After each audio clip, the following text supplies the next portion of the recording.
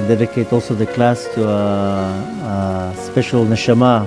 Her name was Jacqueline Chaya Esther Bat Shmuel. Her yahrzeit is coming up. Her neshama should have an aliyah. And Be'ezrat Hashem, any other souls that needs also our blessings, then should merit to rise higher and higher in the worlds above. And Baruch Hashem, Purim is coming up. And this year we're lucky, we have 2 months of Adar. So we have double the power to get ready, but nevertheless Purim is a very, very auspicious time, and needless to say, one of the greatest holidays. You don't have to cook too much, and you get to enjoy a lot of sweets. But nevertheless, Purim is a very, very powerful day that even our sages say that le'atid lavo, in the future, when Mashiach is going to come, all the holidays are going to be cancelled, but Chanukah and Purim will not be cancelled. And not only that, that all the books are going to be cancelled, but Megillah Esther will not be cancelled. Which of course there's many explanations. What does it mean it's going to be cancelled? Doesn't mean that we're going to stop celebrating these holidays, or that the rest of the books will be cancelled. Rather, when Mashiach is going to come, Mashiach will reveal to us all the information we need to know, and we're going to know everything. But with Megillah Esther, we're going to continue and continue and continue learning, and the depth behind Megillah Esther is so deep that even after Mashiach comes and we, so to say, master everything, that will continue learning. And really the holiday of Purim is such a powerful day that we can take so much from it to take us to the next level, which is exactly a month after that, which is the holiday of Pesach. The Pesach is of course signifying freedom, going out of bondage and slavery, which is basically what we're looking for, our own personal slavery. And when the preparation for a certain mitzvah, for a certain act, for a certain holiday is the right way, then you benefit the most out of the holiday. The word holiday in English doesn't make sense. All the words in English don't make sense. When you learn Torah, of course, I'm not talking about when you're just speaking. To learn Torah, you have to really learn it in Hebrew. When you're looking for translations and all sorts of other ways of learning the Torah, it doesn't work well not in Hebrew. Just the other day I was giving a class, and every 2 minutes I found the difficulty, and I was like, it does not work well in Hebrew, in English. It has to be said in Hebrew. And there's no other way to learn the Torah but in Hebrew. And I was recently giving a class about the leap year, why we have a leap year, and how is it affecting me. And I kept saying the word leap year, and there's no sense to leap. In Hebrew it says shana me'uberet. It's a pregnant year. That's what makes sense, not leap. But nevertheless, same thing we have here. Holiday is a vacation, when I go on a cruise. But in Hebrew, holiday is a chag.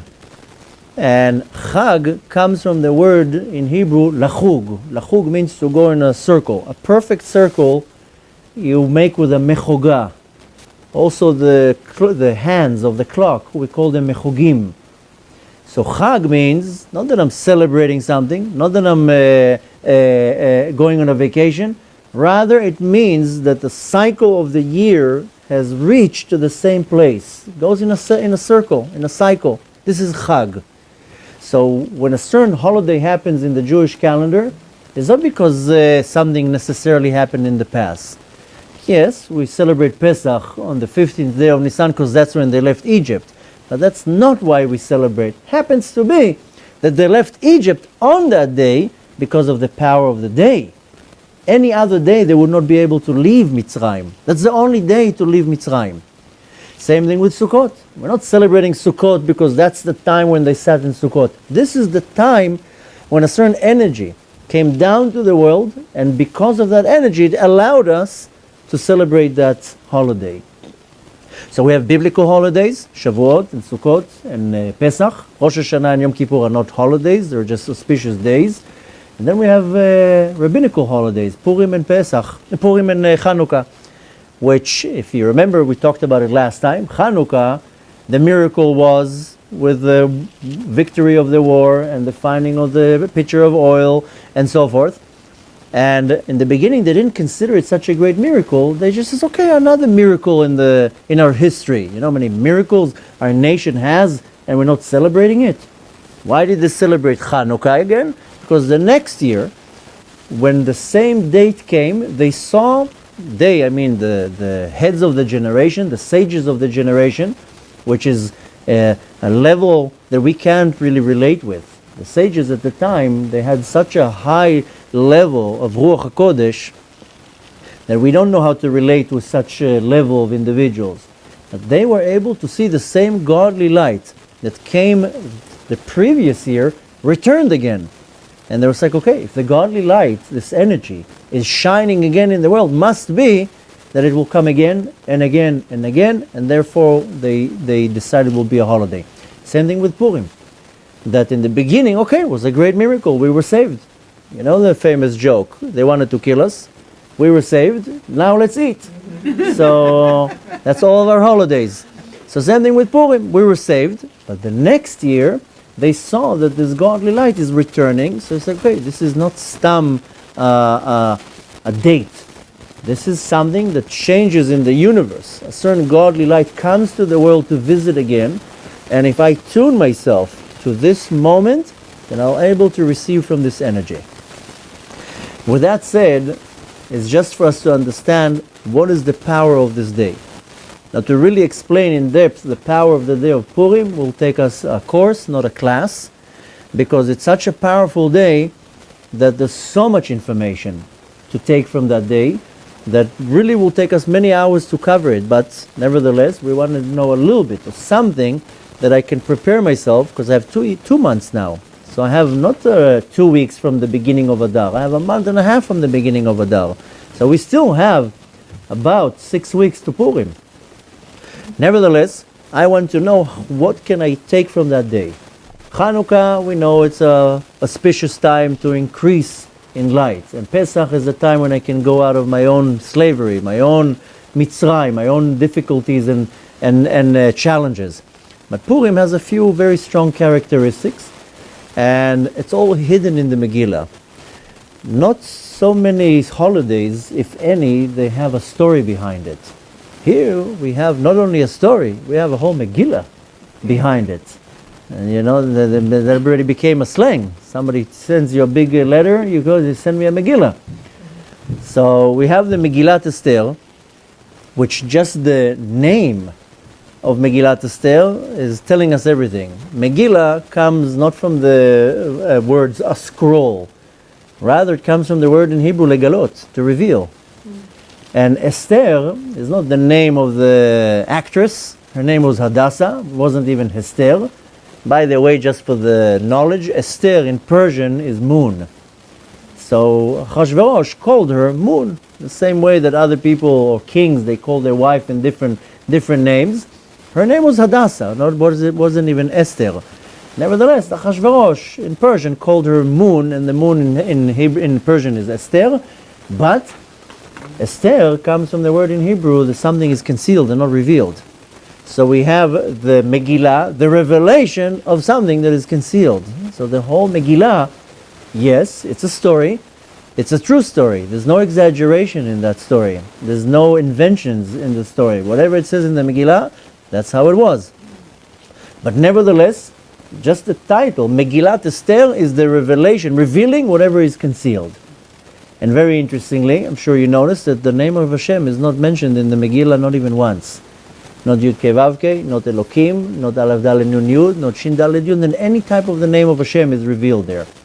We do know that every time it says the word HaMelech, the king, it is referring to Hashem. And every time it refers and it says the word HaMelech Achashverosh, then it's talking about Achashverosh. This is when we know to make a difference. Hashem's name cannot be found in the Megillah.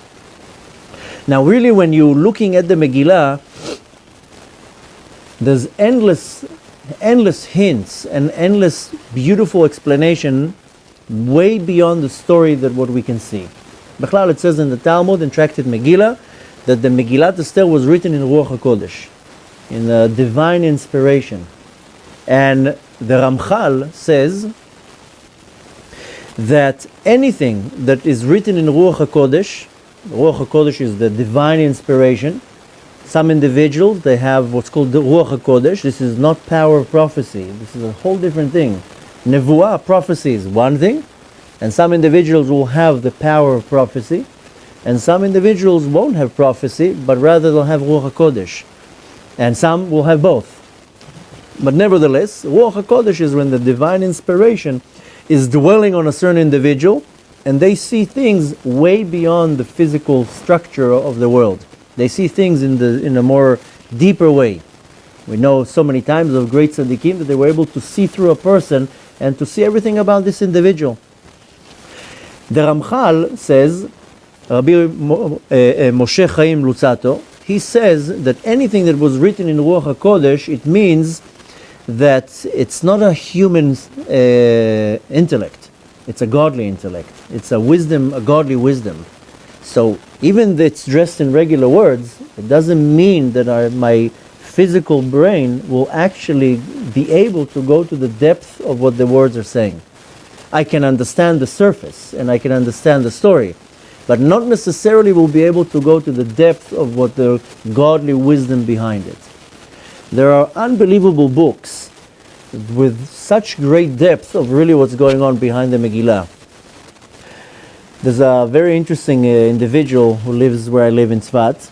Bechlal, Tzfat is surrounded with a lot of interesting characters, we'll put it this way. It's not the average individual lives there. And as some of the local people say, the city attracts all the... We'll leave that to your imagination, but we definitely get a very interesting bunch around there.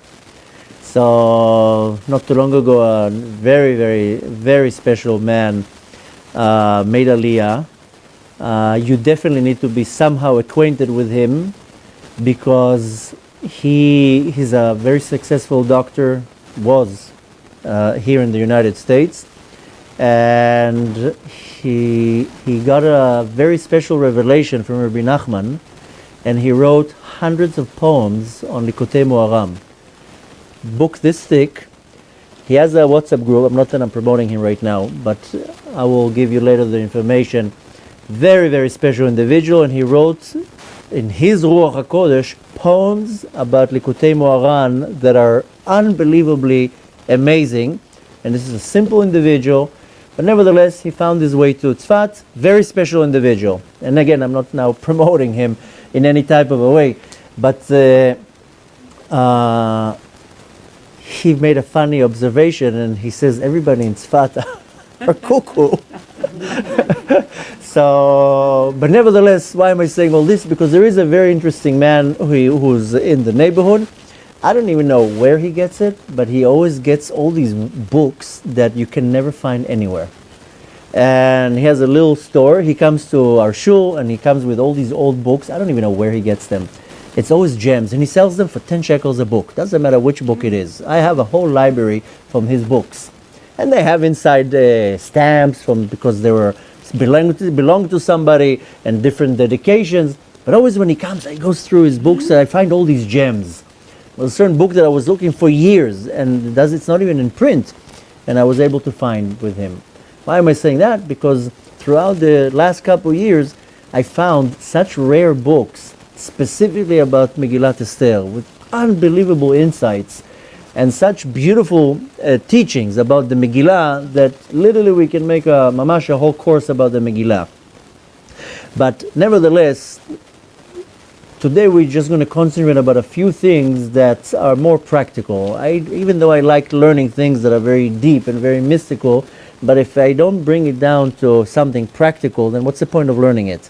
To say that I learn fancy stuff, that's not the point of it. The point is if I take something that I learned and I know how to bring it into action, then my learning is actually fulfilled its mission.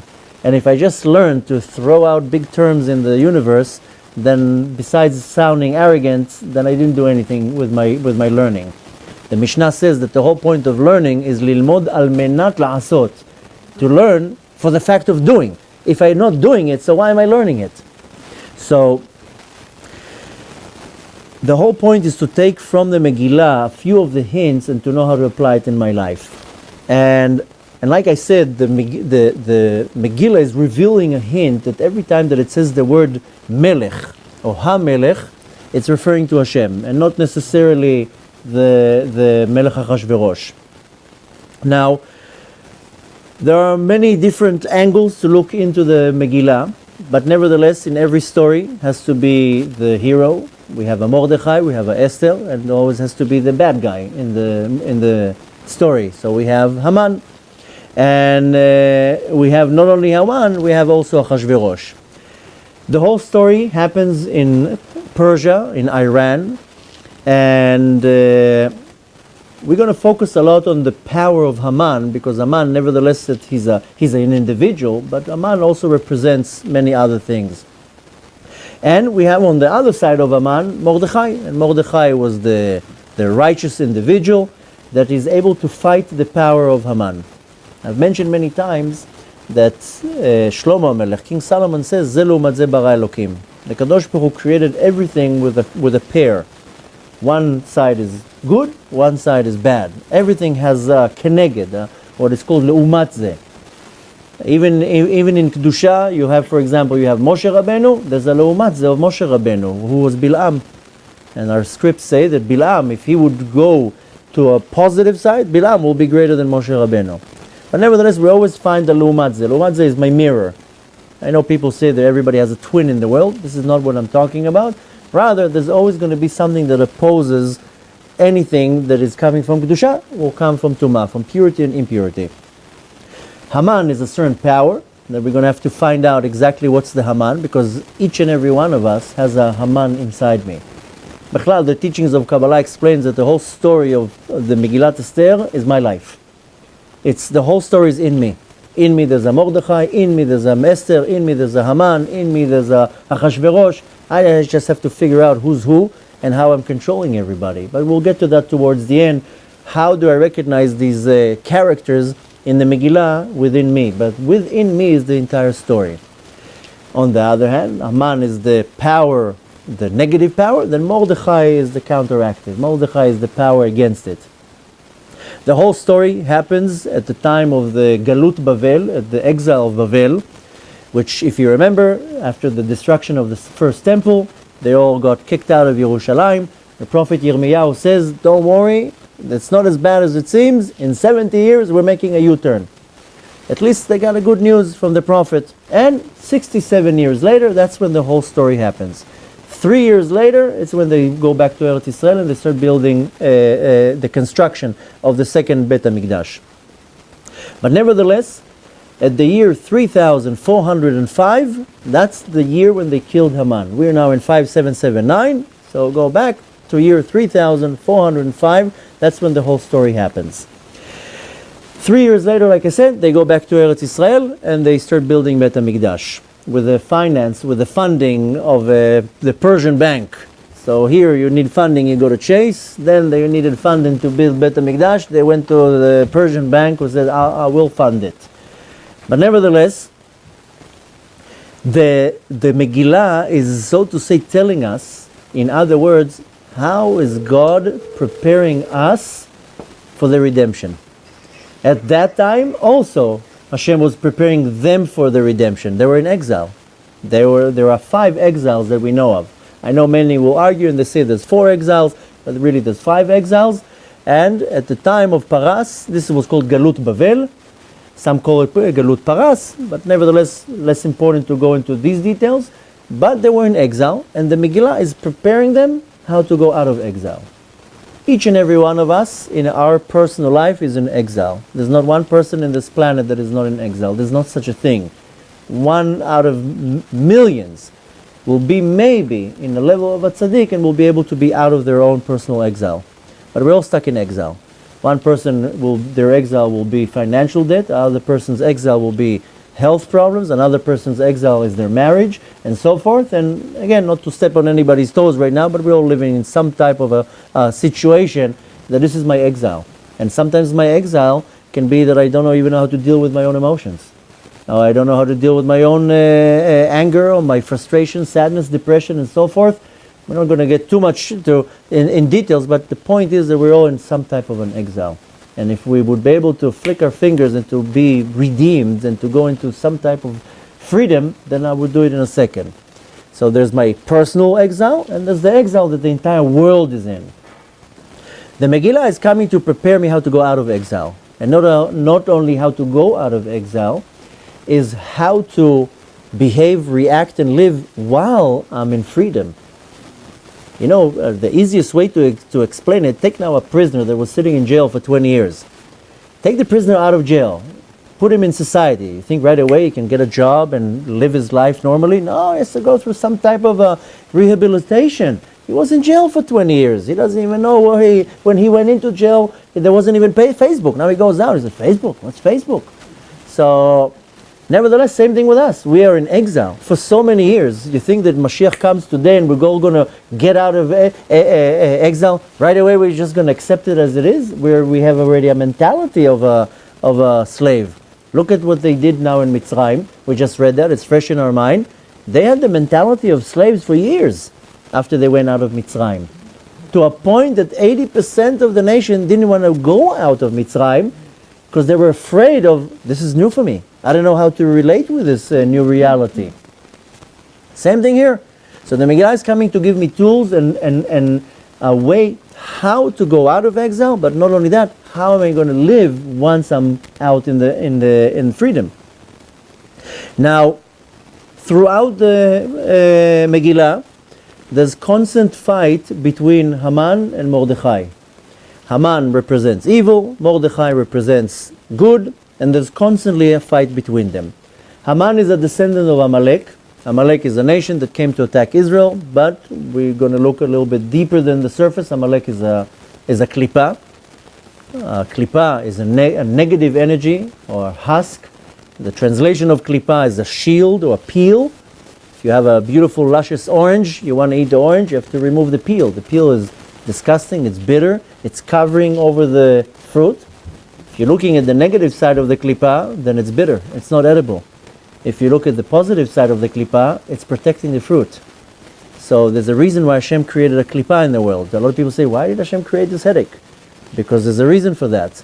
Originally the klipa came to protect, not to destroy. But nevertheless, the darkness in the world right now is so deep that and strong that the klipa is going against us. So Amalek, ignore now the fact that he's a nation. Amalek is a klipa. And there are many different types of klipot that we deal with. Each klipa has a certain energy that operates against me in different ways and causes distractions in my life and challenges in my life. We just now read about the Jews going out of Mitzrayim. Who was the king of Mitzrayim? It was Paro. So we're imagining a king like in the Ten Commandments with Yul Brynner. This is not the Paro that we know of. I don't know why they chose Paro to be bold and this Paro, according to the Talmud, was this big. He was one amma long. He was like a little creature, like a dwarf. And nevertheless, Paro, okay, he has a physical image, but Paro is representing a certain klipa, a certain energy that puts me into slavery. Paro, if you take the word Paro and you write it down, in Hebrew it's Pei Resh Ayin Hey. Like I said before, English never works well. In Hebrew, write it down in Hebrew, it's Pei Resh Ayin Hey, Paro. If you switch the order of the letters, it gives you a word in Hebrew that you read as Hafra'ah. Hafra'ah is something that disturbs you, something that distracts you. Hafra'ah is a distraction. Try to notice how many times a day you're being distracted. From your WhatsApp, from your Gmail, from your phone, from the door ringing, from phone calls, from how many distractions you have a day. How many things are constantly taking your concentration. Most people can't even focus for more than 2 or 3 minutes. Most people are so not productive in anything that they do because constantly there's distractions. This is Paro in your life. So it makes you a slave to him because you are distracted to the WhatsApp. How many times a day you check your WhatsApp? 500 times. Every ding ding you check it. Like as if it's so important to see what so-and-so sent you a circle with a tongue out or a circle with an eye like that. I mean, that's how pathetic we became. That I'm being distracted by all sorts of emojis. Yeah? Yeah? Yeah? So Someone in our group said it's like hieroglyphics. Like in Egypt they use the pictures, and now Yeah? we use pictures. It's the same. 100%. These emojis, however you call them, this is a root. It's rooted in paro. It's a distraction. And this is a distraction out of many. An average individual checks their email, 500 times a day? Why do you need to check your emails 500 times a day? I mean, 40 years ago, how many times you checked the P.O. box? Once a day when the mailman came. You knew the mailman coming is too. I need to check the mailbox. I mean, if you're in love and you're waiting for the love letter from your long-lost boyfriend, then you check the mailbox every 2 minutes. But you know the mailman is coming at 2. Why do you check the mailbox so often? Same thing with your email. People tell me, I emailed you a few hours ago. You didn't check the email. Well, okay, we're at night. I check my emails at night. You don't check it every 2 minutes? No. Why would I jump on the phone every time it goes bzzz? So this is one of the ways how a klippah works against me. So the klippah of Paro, don't imagine him like sitting as a king. It's a klippah. It's a certain energy that goes to, so to say, work against me to distract me. This is the klippah of Paro right now. Is to distract me. Is this a positive thing in my life or a negative thing in my life? Most people say it's a negative thing. No, it's not. It's a positive thing. If you go now to a gym and you want to work out, if you just sit on the bench like this, then something's going to happen? Nothing's going to happen. You have to push, pull, push, lift, up, down. You need resistance. If not, what are you doing in the gym? So you can go to the best gym in the world. If there's no force that is resisting and pushing, how are you going to work out? So this klippah was put in front of me that I will know to start resisting. Not to jump on the distraction. Let the distraction continue buzzing and don't jump on it. It's a certain exercise. Let's see how you can control yourself. You have a certain urge. There's now a lot of plates with goodies in front of me. The natural inclination is to go get a cookie right now. Whoa, let's keep your hand into your pocket right now. You don't have to reach your hand now to the cookie that's on the table. Let's see how much you can control yourself.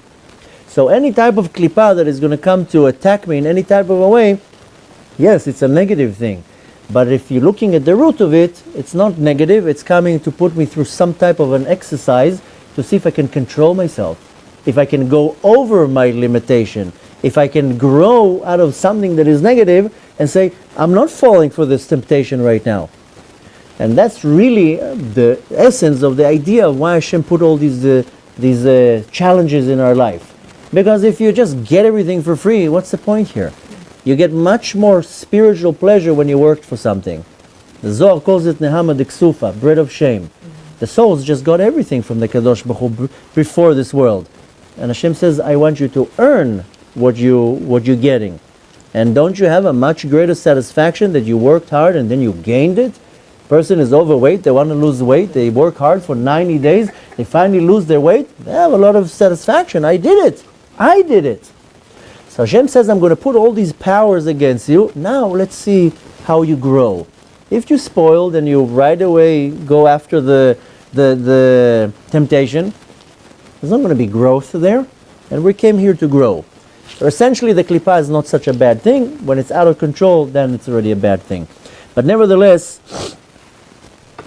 there was a war between Haman and Mordechai. Haman is representing Amalek. He was a descendant of Amalek, Haman Ha'agagi. And Mordechai is the one who comes to fight it. Nothing changed for 2,000 years, 2,500 years. Nothing changed. Even today we have a war between Haman and there's a Mordechai and there's a fight between both. Now I need to know, to recognize through the Megillah, what is the Haman in my life, where is the Mordechai in my life, and what is the fight here. Now the whole Megillah starts with the word Vayehi b'yemei Achashverosh. At the time of the days of Achashverosh. Who Achashverosh? He was Achashverosh, the king of 120 countries. 127 countries, thank you. And in the fourth verse of the Megillah, it says that Achashverosh wanted to show off. רצה להראות את כבוד מלכותו. He wanted to show off. Here I have a lot of money. I have a lot of control. And he made a feast. Huge feast. And you know how long that feast was? 180 days. Here, sometimes we make like a weekend with a party, 3 days. After 3 days, everybody's already exhausted. 180 days party. And it says that the Achashverosh, בהראותו את עושר כבוד מלכותו. He wanted to show everybody, you want to see what's a party? I'll show you what's a party. And he made a big party. The Midrash says every time you'll find in the Tanakh the word Vayehi, this is coming from what's called Lashon Tsa'ar. It means there was some type of a sorrow there, or some type of a very bad thing going on. And you know what? There was a tsar. There was a sorrow there, that at the time of the Achashverosh, the nation of the Jews they were oppressed. They were not doing so well. And why? Because the power of Achashverosh was the evil power, and they were controlled by this power. Nevertheless, we have two heroes. I don't know if to call them heroes, but there are two characters in the Megillah, Achashverosh and Haman, very evil individuals. Spiritually, they are rooted in a very high spiritual place of impurity. Like I said before, there's always the place of Tumah and Tahara, purity and impurity. The same way that we have very high places of holiness, there's also very low places of Tumah, but they correspond to the same place. And Achashverosh and Haman are rooted in this very high place of impurity. And the Kabbalistic term to both Achashverosh and Haman is Achashverosh was the king, so he corresponds to the Malchut of Tum'ah, of impurity, and Haman corresponds to the Yesod of Tum'ah, to the foundation of Tum'ah, of impurity. That's what the Ari Kadosh explains. Now, it says that Achashverosh, what is really Achashverosh? Break the word, you can read it as Achiv Shel Rosh. It's a very long name. I mean, I wouldn't suggest to call a child Achashverosh. It wouldn't be so popular in school. But nevertheless, Achashverosh is one long word, but if you break it up, again, Achiv Shel Rosh, the brother of the head. Who's the head? The teachings of Kabbalah explain to us that the head is Nebuchadnezzar. He's the ruler who came to destroy to destroy Beit HaMikdash. And Achashverosh was his brother, not physical brother, rather brother in the spiritual level.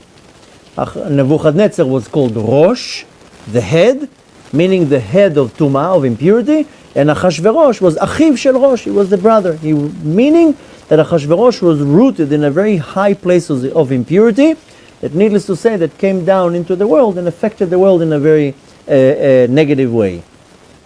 Now, Achashverosh wanted to show how great he is. It says, Ikar tiferet gdulato. He wanted to show how powerful he is, how rich he is, how great he is. Then they decided to do this big feast. And what is he showing? He's showing a few things, and that's words coming out of the Megillah. Kavod, honor.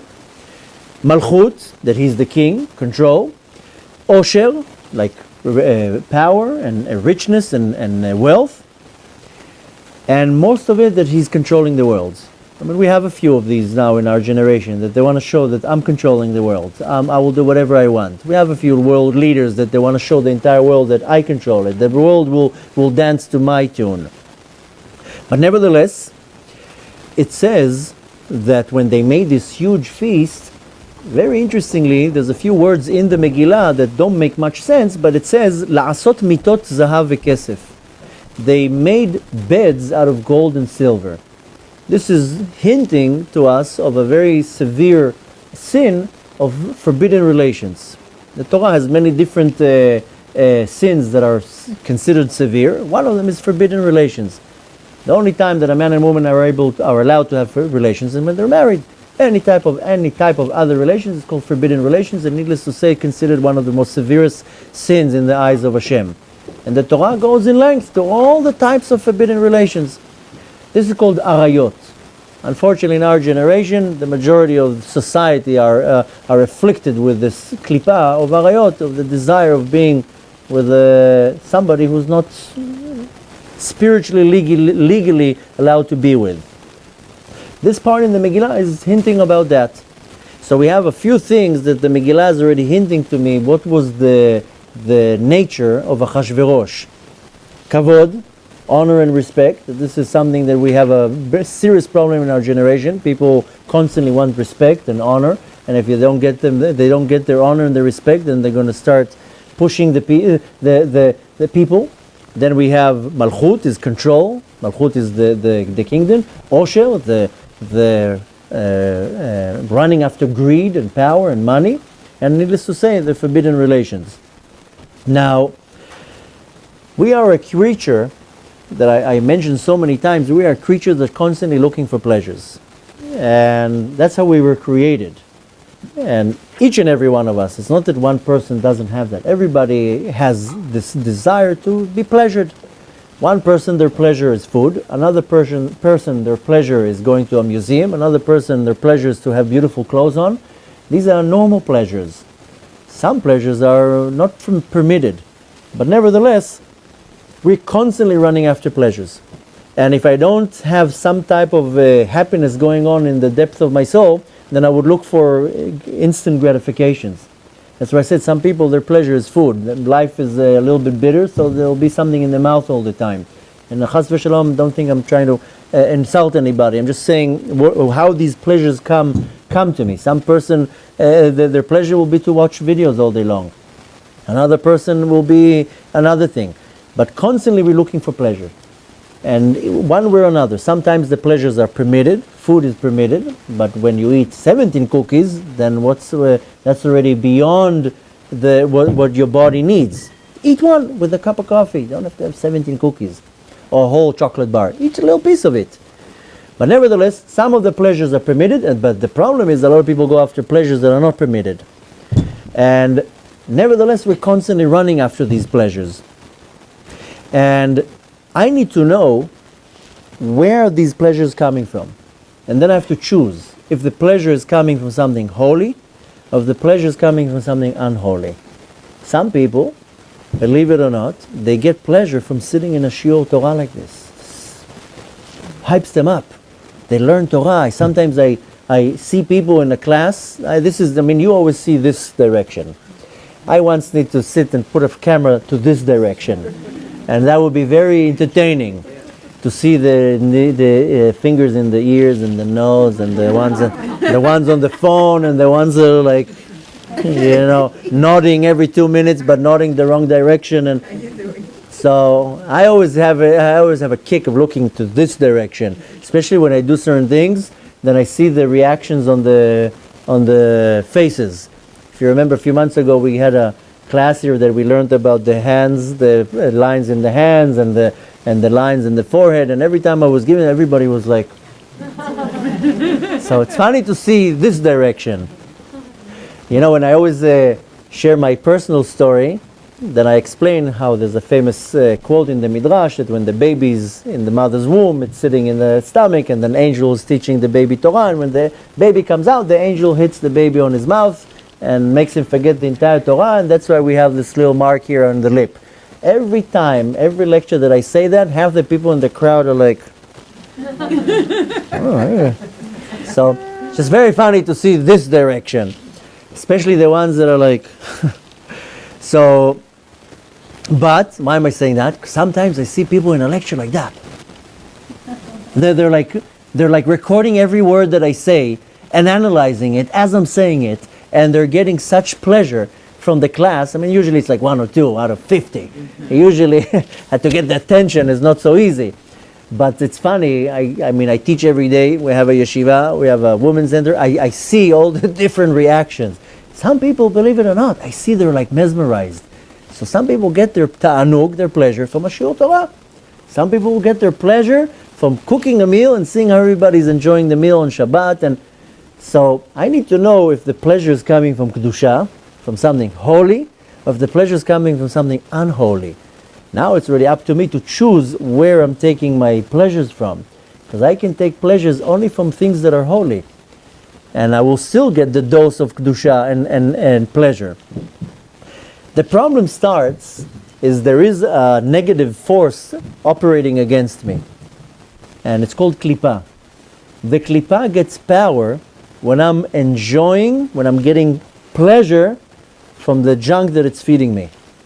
So if I get pleasure from a shiur Torah, good. If I get pleasure from the falseness of what the klipa is giving me, then I'm giving the klipa power. I'm feeding it. So I have to be very careful from where I'm taking my pleasure. Because if I take my pleasure from something that is wrong or negative or impure, then I'm feeding it. Now what happens? I'm right away back to get the next one. So on a very small level, I take one cookie. It's good to enjoy a cookie. There's nothing wrong with the cookie. But if you're already reaching out to the second one, you're going back. You're going back to the same pleasure. Now the third cookie will come very fast, and the fourth, and until you get the slap on your hand, or until somebody tells you hello, relax. But nevertheless, the klipa is getting power when I'm taking pleasure from his supply. Now, we have 4 things that it says in the Megillah that I have to be very careful from. That's what the Achashverosh wanted to show us. The first one was mammon, power, money, kavod, honor and respect, ge'ava, pride, and arayot. And arayot is forbidden relations. These are the 4 things that the Yetzer Hara is constantly trying to pull me down into. And all of them, by the way, will give me pleasure. Money will give me pleasure. Honor will give me pleasure. Pride will give me pleasure. And needless to say, the forbidden relations will give me pleasure. I have to be very careful that I'm not falling into that trap of the Yetzer Hara. If I fall that's where the Yetzer Hara gets me. Now, Haman came to Achashverosh and he says, listen, I want to get to this nation. I want to destroy them. So he goes to Achashverosh and he tells him, let's make a feast. And in the feast, that's how we're going to control them. So Achashverosh says, okay, great idea. I'm going to force them all to come to the meal. So Haman says, listen, whoa. Don't just force them so fast. Haman was a very smart individual. He had a lot of power in kishuf, in sorcery, and he knew a lot of Torah, and he saw things in the world above. He was able to see when things are good for us, when things are not good for us, and he knew that if we are going to be forced to come to the meal, he learned a little bit of Torah. And the Torah says a person who's forced, anus, rachman apatre. The Kadosh Baruch Hu exempts him. If you're forced to do something, you can't be held accountable, held responsible. It's called anus. If you are anus, then listen, I was forced. So Haman says, no, you can't force them to come to the meal. Because then when we make them sin in the meal, their God is not going to go against them. They're not going to go hold them against them. You have to make them want to come to the feast. So Achashverosh says, good thinking, Haman. How are we going to do that? Nevertheless, they tricked him and advertised it in such a way that everybody willingly came to the meal.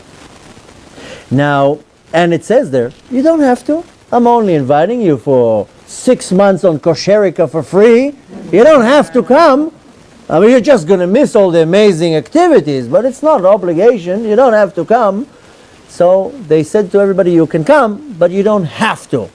Nevertheless, there was nothing wrong in this meal, by the way. The food was 100% kosher. It was OU or Badatz, whatever you go by, that's what it was. There was kashrut there. The wine was kosher. Everything was kosher. There was nothing, the dress code was modesty. But nevertheless, they enjoyed from the meal that was forbidden. And there's a big question in the Talmud. The students of Rabbi Shimon Bar Yochai, they asked him, why did this meal was the one who brought all the gzera against? Because this is also important to know, the meal that we're talking about was in the 3rd year when Achashverosh was king. Only 9 years later came the story of Purim. 9 years between the meal and the Megillah. Jumps 9 years to the time when there was the gzera. Which means that 9 years Hashem waited patiently to see what we're going to do. So, during the meal, obviously was a big sin there, and the students of Rabbi Shimon Bar Yochai, in the Talmud, they question, what did they do that it brought this gzera, this decree against them of annihilation? Did they sin? Rabbi Shimon Bar Yochai answers, no, because they enjoyed from the meal of Achashverosh. They just enjoyed it. The food was kosher, the entertainment was kosher, everything was kosher. They had a mechitza. But nevertheless, they enjoyed the meal. That was their problem. You know, we weren't supposed to enjoy it. Now, when I'm getting pleasure from the Yetzer Hara, when he's putting me in a corner, then I'm feeding the Yetzer Hara, then the Yetzer Hara will control me. You know how you push away the Yetzer Hara from you? Don't enjoy what it gives you. Even if you're forced, even if you don't have an option, at least don't enjoy it. There's a famous story that about 150 years ago, maybe more, in Russia, it was a very hard time for the Jews, and the Tsar there, he used to take the kids, the Jewish kids, into the army. They had to be in the army for 25 years. And he used to take kids when they were 11, 12 into the army. Needless to say, they weren't allowed to do anything Jewish, no Shabbat observant, no kosher, no tefillin. And it was a very hard time now at that generation. Well, there was a great tzaddik at the time, known as the Tzemach Tzedek. His first name is Menachem Mendel. He's the grandson of the Balatanya. And he used to go to all these bases, and if it was Chanukah, bring them candles to light. Pesach would give them matzah to eat. And nevertheless, he wanted to keep this the flame of Judaism. One time they presented a question, and they told him, listen, they're feeding us pork. Now we can't eat pork, but that's what they're feeding us. They don't give us anything else but that. Should we die on Kiddush Hashem and say we're not touching it, just not to eat not kosher food, or what should we do? So he answered, listen, there's no obligation in the Torah to die on kosher food. Idol worship, yarek ve'al yavor. Get yourself killed, just don't do that. But for kosher food, you're so to say forced, eat the pork. But don't lick your fingers. Don't enjoy it. You have to eat it to survive. But don't, it's so good and yummy. Don't enjoy it. So when I'm enjoying what the Yetzer Hara is catering me, that's when I'm making him control me. So even if I have to do something, or I fall already to the situation that I'm forced, I already made the sin, don't derive so much pleasure from it. A lot of people say, if I'm already sinning, let me enjoy the whole thing. I'm already in the pot. Let me at least enjoy it. Tomorrow I'll do tshuva. No, don't enjoy it, because then the Yetzer Hara has control over you. Anytime you're going to enjoy what the Yetzer Hara is feeding you, then that's how he's controlling you. Just remember that. Nevertheless, that's the problem when I fall completely into the klippah. Is most people, by the way, are trapped in the klippah. They don't even know how to get out of it. And I'm not talking about people who are completely secular, they don't even know what the Torah is. I'm talking about people who are observant. And they pray 3 times a day, and they eat kosher, and they observe Shabbat. They can still fall into the klippah and get stuck there. And to get out of the klippah, this is not an easy thing. And the majority of us are stuck in it. Some of us are stuck just the legs, some of us the whole body in. But nevertheless, I have to be very careful from what I'm receiving my hana'ah, from my pleasure. And the person can be either completely not observing the Torah, and he will fall into this klippah, the power of the klippah, but on the other hand can be a person who is observing the Torah and doing all the Torah says, but nevertheless, he still falls into all sorts of pleasures. And it can be simple things like food, and it can be simple things like a beautiful vacation or a beautiful fancy car, or then it can be also forbidden pleasures. And don't think for one second that if a person has a yarmulke and a beard that he doesn't fall into this to this territory of forbidden relations, of forbidden pleasures. Nevertheless, this is what Shlomo HaMelech says, Sheker achen vehevel hayofi. The lie of beauty and grace, that it looks all good, but it traps you into a place of nothingness, and then you're trapped there. And then you are controlled by it. Now, it says something very, very interesting, that in that feast, they had like a spatula of gold. You know, when you're drinking a punch, then you're taking like the spatula and you're pouring in the cup, the spatula? A ladle. So it says, lehashkot bekli zahav. They would pour things with a ladle of gold, vebekelim shonim, and all sorts of utensils.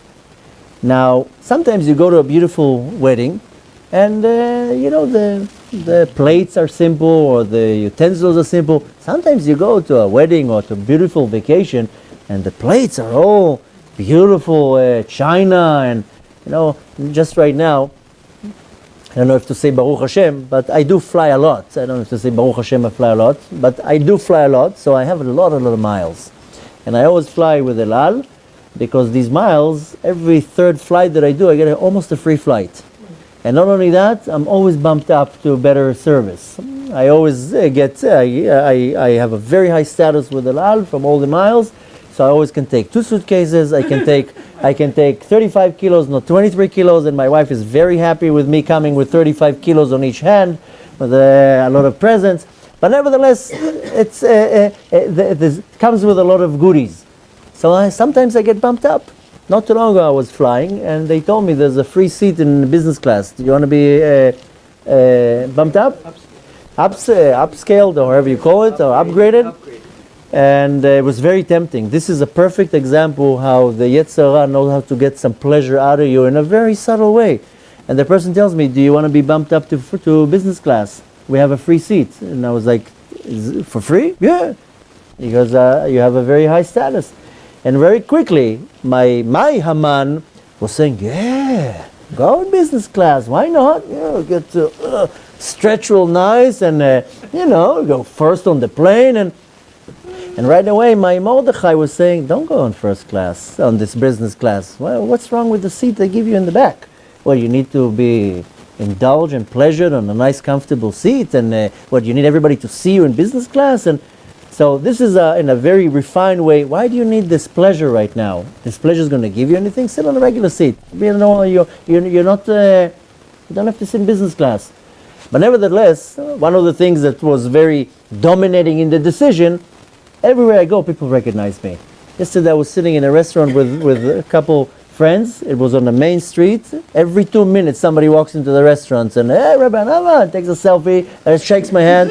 So everywhere I go, people know me. I can't pick my nose in public. So, and I was like, all I need now is to sit on business class, and people are like, oh, look at him, sitting in business class. Now he's going and fundraising for his yeshiva. I know where the money is going to business class. So nevertheless, my answer was no, I'll find where I sit. And the person couldn't understand. You're giving up a seat in business class. But this is one example how, like, sometimes I was thinking, do I really need this extra pleasure right now? I told you many times I have a weakness for cars. When I was not observant, cars, I was like, my wife was always very happy. In the early years when we used to live in America and we used to go on vacations, we used to choose to go to South Florida on vacations. Because there's kosher restaurants, there's shuls, it's very easy to have a vacation there. The only problem with South Florida is that there's a lot of fancy cars there. And every 2 blocks I would see a Lamborghini, started drilling over the car. My wife was always very happy. She was like, other men, they look at women. You look at cars. So I have a very soft spot for cars. If you want to get me on if somebody wants to convince me with something, take me on a ride in a nice car. A few months ago, I was here on one of the trips, and I was saying that at the end of the lecture, one of the guys came up and says, "Listen, you just said you love nice cars. You want to take a ride in my car?" And I was like, "Which one is your car?" So he points out on this beautiful M12 BMW, and I'm like, and again came this. I'm like, no, I don't need to drive on the park. What is it called? The Cross Island Parkway, 120 miles an hour. No, it's okay. I'll say no for this pleasure. But nevertheless, this is again, why am I saying that? Because of all the traveling, then I always rent from the same company. So I have a lot of miles even in the car rentals. They always upgrade me. Do you want this beautiful this car and that car? And I'm like, why are you saying that? I'm very happy with this Hyundai that I reserved. Why are you offering me now the Jaguar? Now that I landed, literally now, in JFK, he tells me, if you want, we have a brand new Jaguar SUV. I'll give it to you for no extra cost. I'm like, really? Can I see it?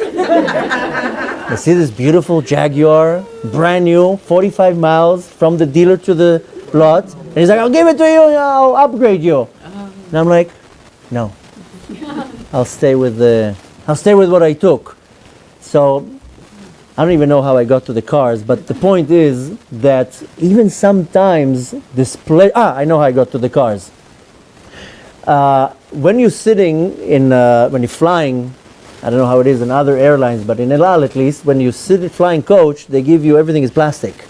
If you fly premium or business, they actually give you silver cutlery. Instead of plastic utensils. Not too long ago, I was with my daughter. We were bumped up to premium, and then for my daughter, she was like, please, please, please, let's go there. You know, they have these, like, I don't know, these screens this big, and I'm like, okay, fine. So suddenly they give me the food, and I'm like, hey, it's like, it's metal. It's not like the plastic that breaks the second you're trying to, you know, the food first of all comes like, it can go through nuclear disasters, the food, how it's covered.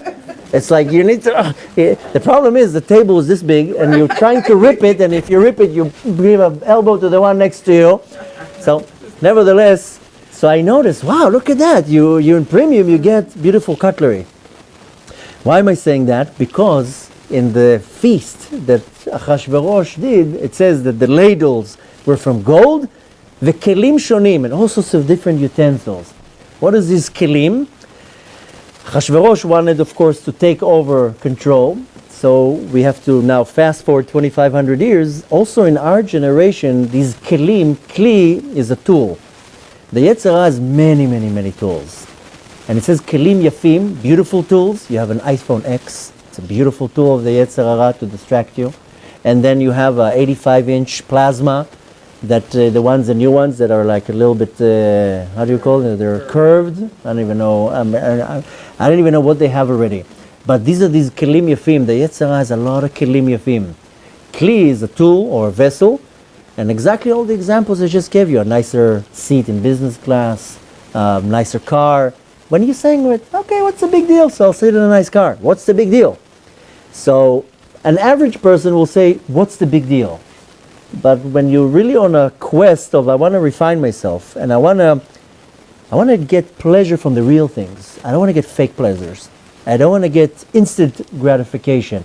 I want to get hana'ah, ta'anug, from kedusha, not from nonsense. Now, if I give in to something as small as an upgrade seat, I know for some people it might be big. Some people look at me like, are you out of your mind? You're giving up a seat in business class for a 12-hour flight? I see it that I don't want this pleasure right now, because the pleasure will be for 12 hours, and you know how the mind works, but you need to rest. You're going on a long tour now. You have 3 lectures every day, and it's stressful, and you need to sleep nice and comfortable. The Yetzer Hara knows how to really manipulate you. But the point I'm trying to work, because not every person is at the same level, is that the second that you feed off certain pleasures in this world that the Yetzer Hara is catering to you, just know that he grabs you. And he grabs you, and once he has the control over you, then you're going to have a problem. Because then he's going to start giving you these pleasures that are already bad and that are forbidden. Now I'm under the control of the klipa. So a smart person will say, now we'll call that person a holier person. Holy, again, the words in English never make sense. Holy in English, in Hebrew, is kadosh. Kadosh means separated. I want to be separated. I want to be in the realm of kedusha, of holiness. I don't want to be in the realm of impurity. And I know it sounds a little bit fanatic and a little bit crazy, but I choose, and that's how I see it. I segregate myself from these little pleasures. You know why? Because once the Yetzer Hara has me in, he has the foot through the door, that's it, he's in the system already. So today it's an upgrade for a nice Jaguar when I rent it. Tomorrow it's going to be already some type of pleasure that already has the taste of something that is not good. So I got to be very careful how Achashverosh is catering me. Now, I'll tell you what's the problem. A lot of people tell me, listen, you are really fanatic. If I'm going to get bumped to business class, I'm going to jump on it in a second. You are out of your mind. And I'll take that beautiful Jaguar SUV as the car, especially that it's free. So a lot of people say, listen, you're a little bit fanatic. So the problem is, if I fall to the pleasure of the honor and the respect and the control of the klipa. This is all these words that we read in the parasha. The osher, the richness, the power, the money, the kavod. Oh, you know what it is? It's very below respect. The business class, they let you go in first, and they let you go out first. That's kavod. I see the people walking out of business class like, okay, so you have a lot of miles and you got a business class ticket. Big deal. But you see them walking off like, excuse me, sir, I was here first. Okay, this is the kavod. A lot of people, they get a lot of kick out of this honor and respect. Nevertheless, if I already fell into it, this is not what causes the damage. Or the term, the teachings of Kabbalah uses is kilkul, when I break something. The nefilah, the falling into the trap of the klipa, doesn't cause the kilkul. So a lot of people say, oh, I already fell into it, now I'm doomed. No, it didn't cause a problem. What causes the kilkul, the damage, that I agree that this is the reality. That I agree that this is the emet. This is not the emet. The true pleasure is not a nice leather seat, on a reclining seat, or whatever, or a beautiful restaurant. There's nothing wrong with that. But that's not the emet. The real emet, the truth, is only the Kadosh Baruch Hu, only the Torah, only the mitzvot. That's the emet. If I start realizing the opposite, and I'm thinking, no, that's the truth, then I'm already in a problem. And this is exactly what Achashverosh and Haman wanted to do. They wanted to distort the truth of the vision, how the Jews saw the reality. And the point to take from that, one of the many, is that I constantly will fall to the trap of the klipa. Don't think for 1 second that you are immune to the klipa. He will come to you in many different ways, 20 times an hour. And in ways that you will never even think that this is a trap of the klipa. I already have my senses very, very sharp. And when this guy in the counter told me I can bump you up to this Jaguar SUV for free, right away, ding, ding, ding, ding, ding, ding, the lights are going off, because in my normal me, yes, is it coming with a GPS too? Like, so, and he tried to sweeten it. He told me it has like the seats are warming up, and who cares what I need my tuchas to be warm. So, and the Yetzirah, of course, is like, listen, it's very cold. I looked in the forecast. It's going to be 28 degrees. You need your tuchas to be warm. But the point is that I right away see, no. This is the trap of the Yetzirah. Here, just taste a little bit. You know how they do in the supermarkets? They give you these tasting. Just taste a little bit. That one is for free. There's always going to be the one who's standing there like, I'm tasting the examples. So the Yetzirah is giving you these examples. I need to understand that where the Yetzirah is waiting for me.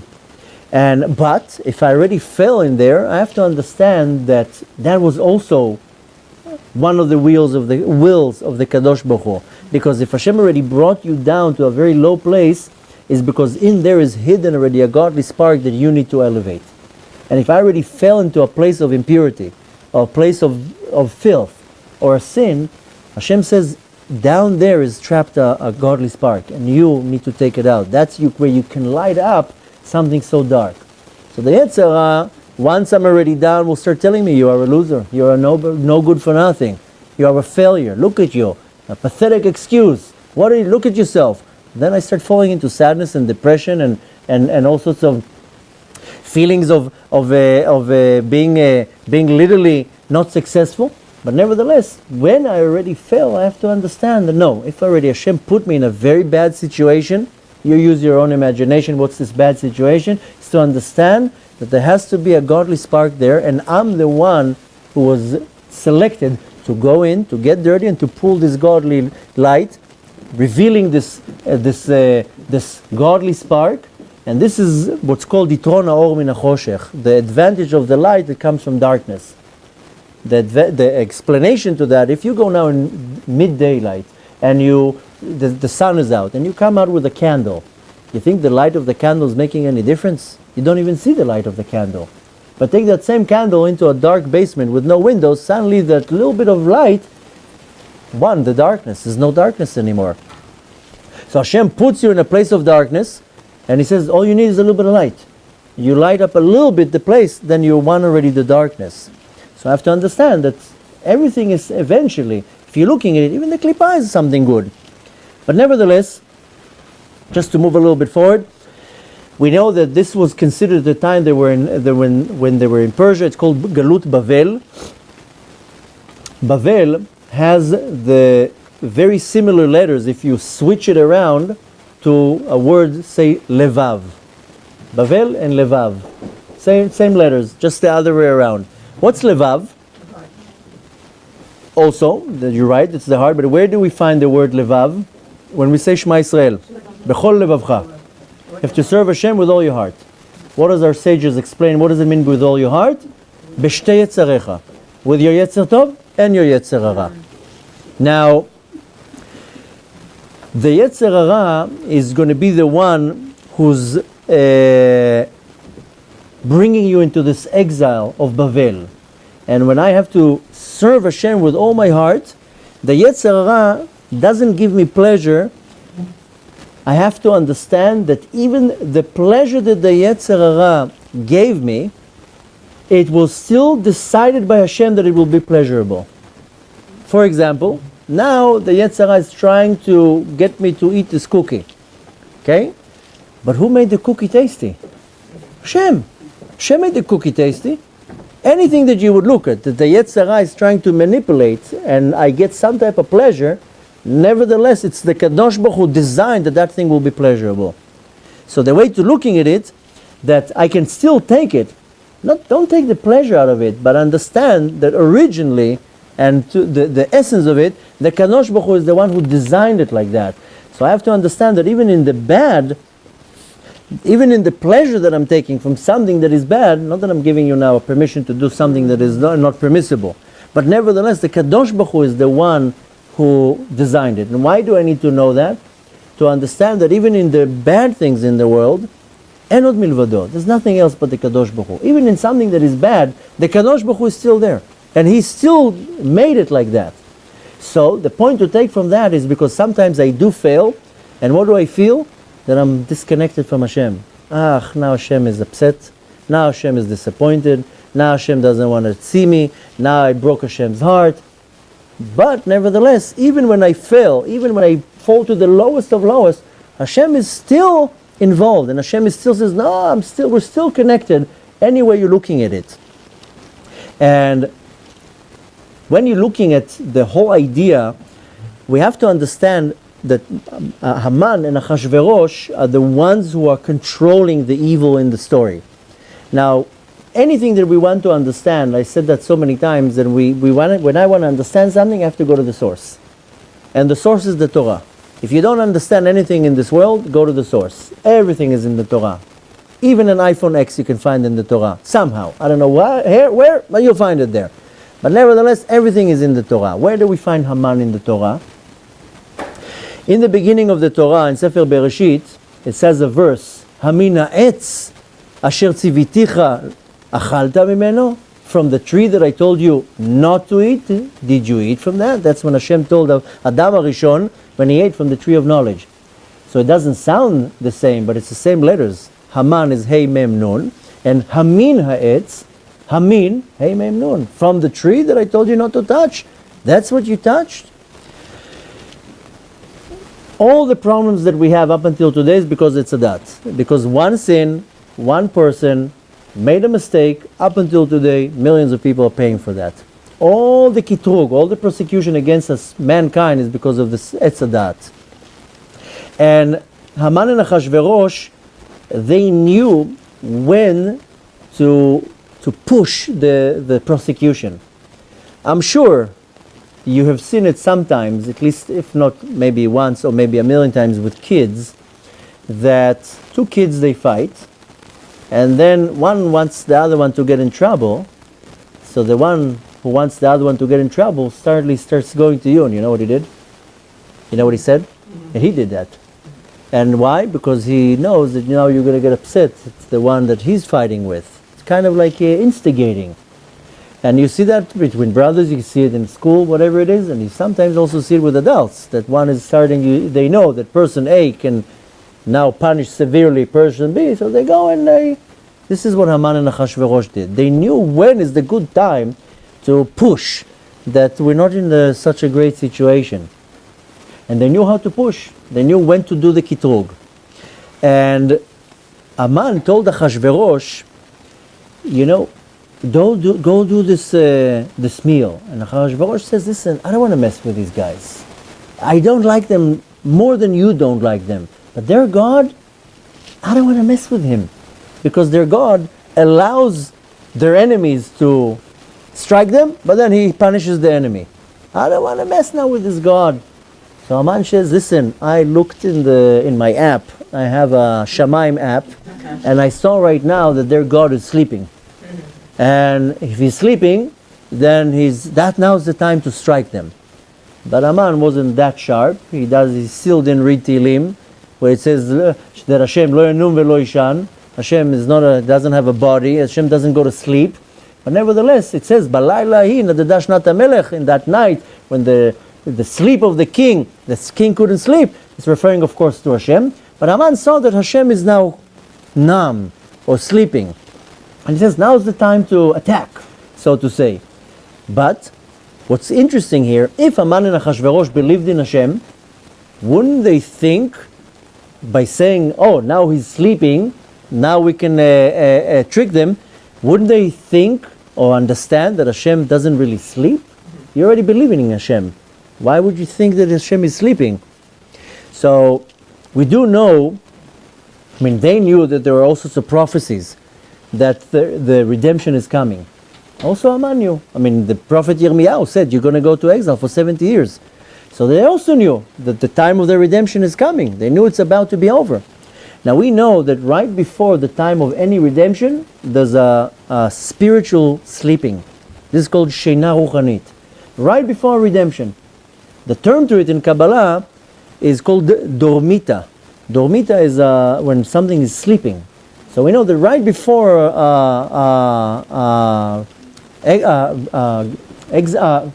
right before redemption, there will be a state of sleeping, of numbness. And what happens is that the entire light of the Torah disappears. There's no revelation of the light of the Torah. Now, right before the Geulah, right before the redemption, you don't see barely any light of Torah. You see just a dark world. I'm not talking about that you see here a nice yeshiva and here a shul and here shurei Torah. That's not what I'm talking about. But in the world itself, you barely see any kedusha. Barely. Right before the time of Geulah, there's always going to be a state of sleeping. Why? To prepare the power of renewity. Because when the redemption comes, it's a new power, a new energy. And the force of kedusha goes to sleep, so to say, to renew itself, so it can now apply to the time of redemption. And the problem is that at that point, the nation of Israel is in danger. Because, so to say, there's no supervision from the Kadosh Baruch Hu. And we see in our generation how our nation is in severe danger. And I'm not talking necessarily about physical danger. That you can already see with your own eyes. But also spiritual danger. And we can't ignore the reality. I'm only here for a couple of days. All I'm hearing, here in New York, all the youth are on drugs. People are going completely away from the Torah. I'm not going to get into too many descriptions because it's not going to be so appropriate. But all that I hear in the last couple of days are problems in our generation, and not from secular people, in the religious communities. That Hashem Yerachem were the things that what I hear all day long. This is danger. We are all under danger. Not too long ago in one of my trips, Hashem Yerachem, I shouldn't even say that, but just to make the point, I was in some community, a very observant community. For whatever reason, I must look like a wall. Everybody comes to talk to me. Everywhere I go, listen, Rabbi, I have something to, like as if they want to confess, like I look like the Kotel or somebody. But nevertheless, everywhere I go, people talk to me. And I was a whole weekend in this community, and the conclusion from this weekend in the community, Hashem should forgive me for saying that out loud, everybody's cheating on each other. She's with him with him with her, he's with her, the whole weekend, that's what I'm hearing. And this is an observant community. I was like, Hashem Yerachem, what's going on here? So we are under severe danger because we see how Amalek, what is the nature of Amalek? That he comes to the weak ones. The ones that are weak. And we're all weak. We're tired already from this exile. We're tired from running after money. We're tired running after educating our kids.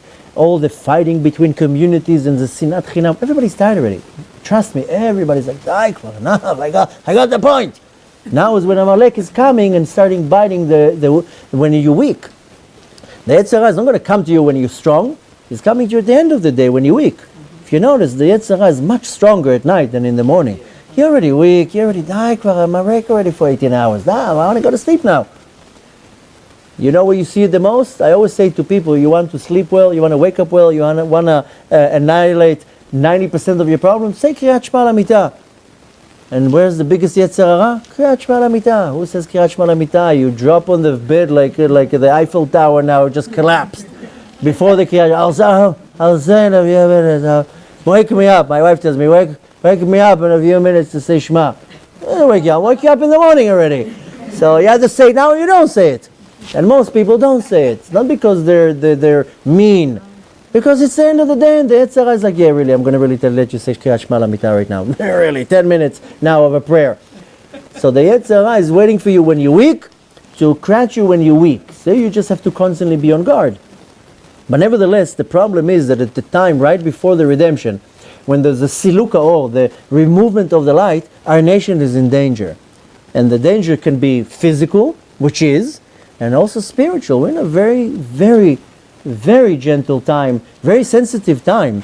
And a lot of people, they're trying to kind of sugarcoat things and to brush problems off under the rug. You can't do that. We have to face the reality. And the reality is that the youth is in a severe danger, and people around us, and this is a spiritual danger, and we can't ignore that. We have to know exactly what we're up to. Now, this brings, of course, the big question, why do we have to go through all these challenges? Everybody has a challenge. There's no such a thing that somebody in this room or any person in this planet that can raise their hand and says, no, I'm totally fine. Life is smooth as it could be. Everybody has challenges, and most people, they come in pairs. And most people have 10 challenges at the same time. And you use your own imagination. One is financial, one is health, one is marital problems, and some it's all together. But why do we have to go through so many challenges?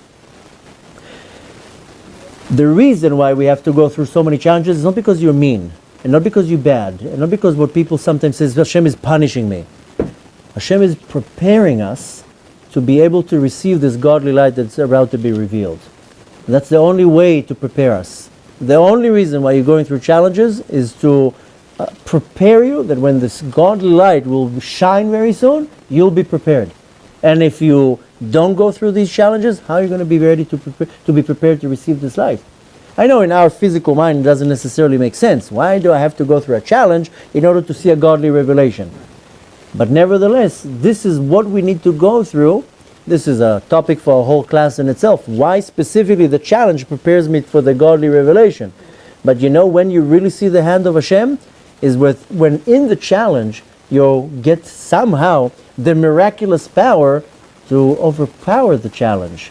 And sometimes you see very clearly the hand of Hashem, how He totally intervened and saved the day. That's really why Hashem wants you to go through the challenge, that you can look for the Kedusha, the godly revelation in the darkness, and recognize that Hashem is in control. But nevertheless, I have to go through challenges only to be prepared for this godly light. And very soon Mashiach is going to come. He's going to turn the switch on, and this huge, bright, amazing godly light will shine around the world, that our sages say that the wicked people will be destroyed from this light, and the tzaddikim, the righteous people, will benefit from this light. We don't even know what it means, this light. People imagine, I know you're looking at the picture there and you're seeing a light. This is not the light that we're referring to. People are imagining, I know it's easy to relate to a light, okay, a light bulb. This is not the light that we're talking about. Light in Hebrew is or. Or means chokhmah. We're going to be revealed the wisdom of Hashem. V'yada de'a haaretz et Hashem. Our eyes are going to open, and I'm going to see godliness everywhere. I'm going to see light. And we call it light. In Hebrew it's called he'ara. The wisdom of Hashem is just going to be accessible to all of us. We're going to be these tzaddikim. We're going to be able to see how Hashem enlivens and sustains the world.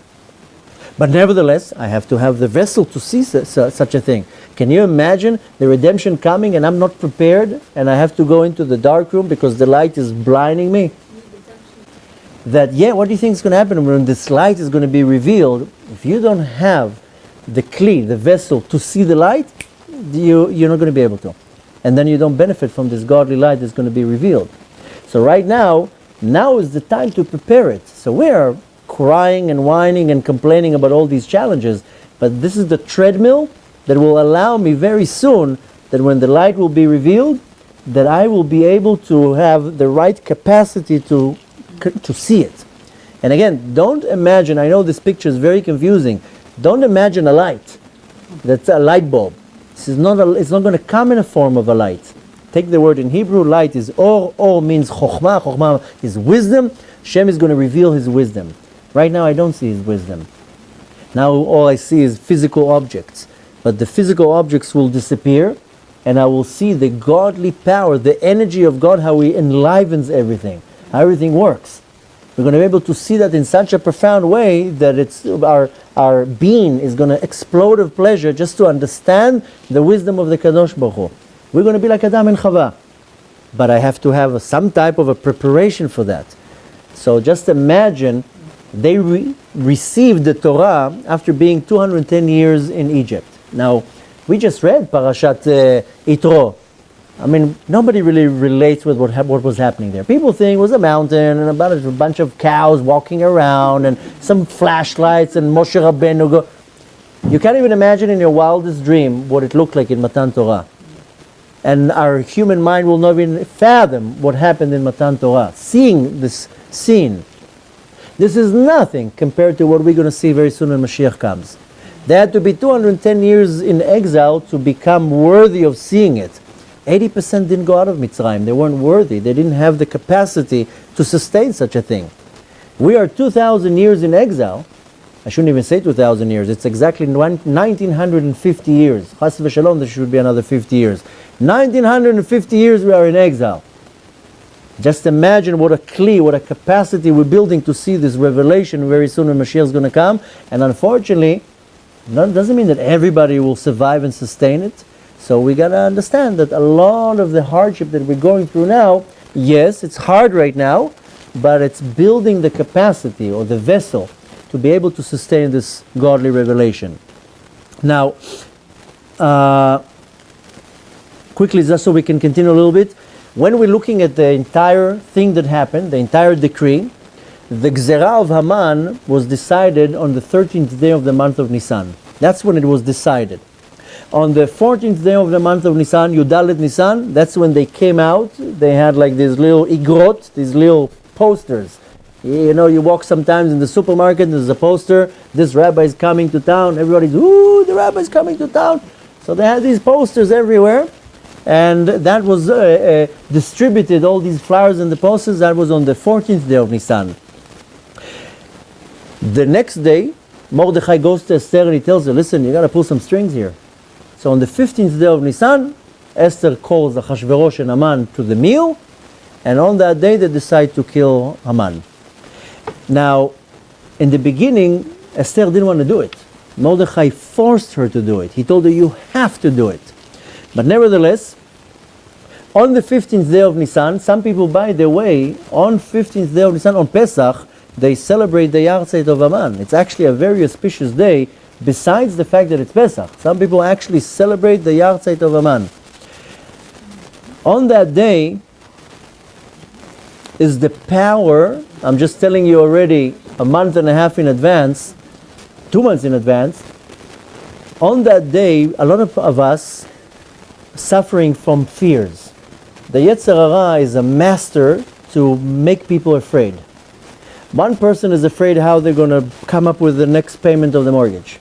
Another person is afraid how they're going to find their other half.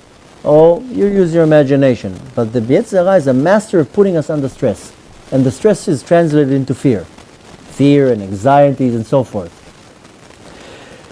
On Tetvav Ben Nisan, this is the day when they killed Haman. This is the day when one can actually meditate on the fact that the power of Haman, what puts fear into my life, can be completely uprooted. And that's the day when they killed Haman. So just remember that. Now, another point to take from the Megillah, it says towards the end of the Megillah something very interesting, that the drinks in the feast was all kosher.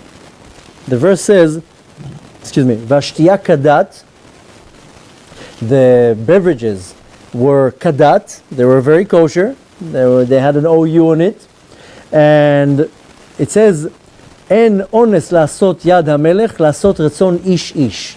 The wish of the master was to pleasure everybody. You want OU? I'll give you OU. You want okay? I'll give you okay. Whatever stamp you want, I'll put a stamp on it. Which was very nice of the king, that he wanted to make everything kosher. Mordechai was the mashgiach kashrut in the event there. But you want to take from that something very, very interesting. First of all, that's something that I've been saying a lot, that a lot of products in our generation, that they look kosher, they're not really kosher. To put a stamp on something, it's very, very easy. And unfortunately, there's a lot of corruptions and a lot of misleading going on with everything that has to do with hechsherim. And a lot of people, when they come to me and tell me I have this problem or I have that problem, the first thing that I tell them, check your level of kashrut. Oh no, but of course I observe the kosher. Well, you might observe it, you might think you're observing it. That doesn't mean that you're observing it the right way. Or it could be that you're missing a few details in the kashrut. And believe it or not, there's a lot of problems with kashrut. And even from simple things, even the other day I was reading a certain report that there's a certain candy that has a hechsher on it. And they found out that one of the products of this candy is made from pork fat. And it still had a kosher certification on it from a very reputable company. But later on, when they made more and more research, they found, no, one of the products is made out of the fat of chazir, of a pork. And there's a certification, and tens of thousands of kids are eating it. So, and there's many things that are, I don't want to get into that now, because that will totally sidetrack us off the topic. But I said so many times that, even in New York, there's so many kosher restaurants. Maybe 8 years ago, I gave once a lecture, and I titled it, "Is Kosher Restaurants Really Kosher?" And I can tell you, with not even no even smallest doubt, half the restaurants in New York are not really kosher. People think they're kosher, but they're not really kosher. And I'll give you the same example. That one time I went to a certain restaurant in a certain town, and the person who took me there told me, no, because we couldn't eat there. And the person told me, no, the restaurant is very kosher, you have nothing to worry about. Okay, we come to the restaurant, sure enough, all the stickers, kasher, kemach yashan, kemach chadash, all these slogans, shomer Shabbat, madlik nerot Shabbat, all these stickers. I was like, wow, mashgiach tmidi.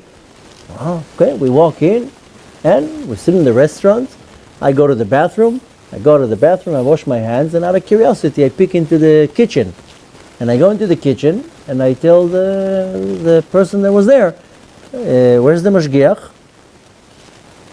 He tells me, what? I told him the mashgiach. He's like, what's mashgiach? I told him, is there a rabbi here who comes and look what's going on? Like, no. He said, there's no mashgiach here. He's like, no. So I told him, so who's in the kitchen? He says, me, and points out the rest of the guys. All of them are not Jewish.